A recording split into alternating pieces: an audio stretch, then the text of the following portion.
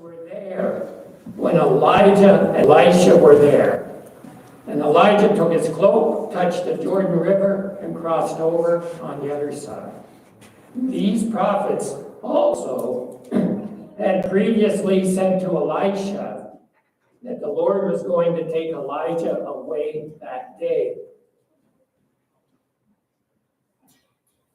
And they knew that God was working in their situation.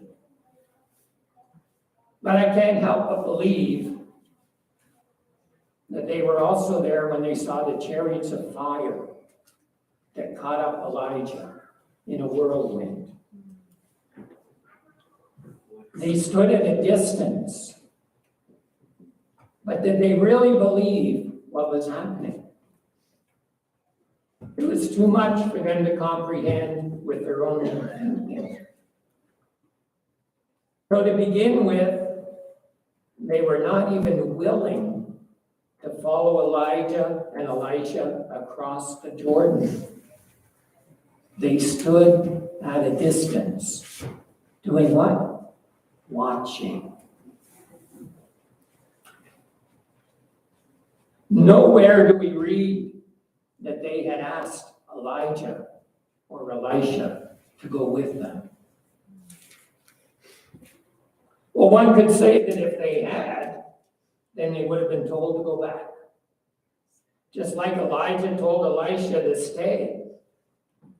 But just for a moment, imagine if there was one out of those 50 that said, no, I want to experience everything that God has. I want to see it with my own eyes, up close and personal.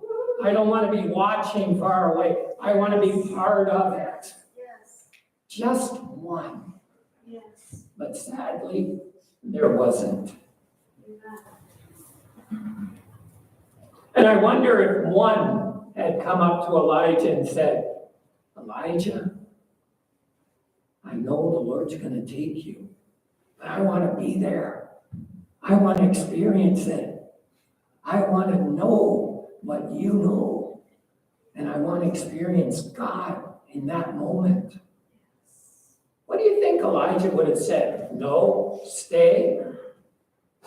Come on along, he would have said, right? Well, last week we said in order to cross the Jordan River, it required what? Faith. Yeah. These 50 prophets didn't have what it took to cross over. How many of us would rather play it safe and not get too involved?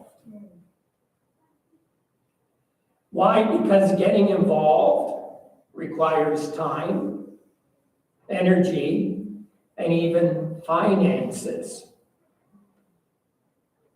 Now, I could say, oh, it would be nice to have a nice wall put up there for the sound, and maybe one day it will get done.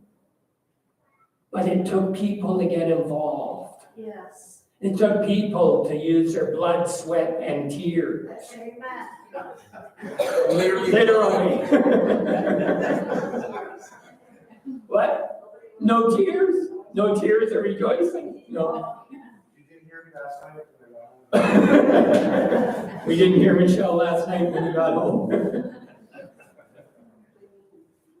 But it requires being willing to step out in faith and trust God.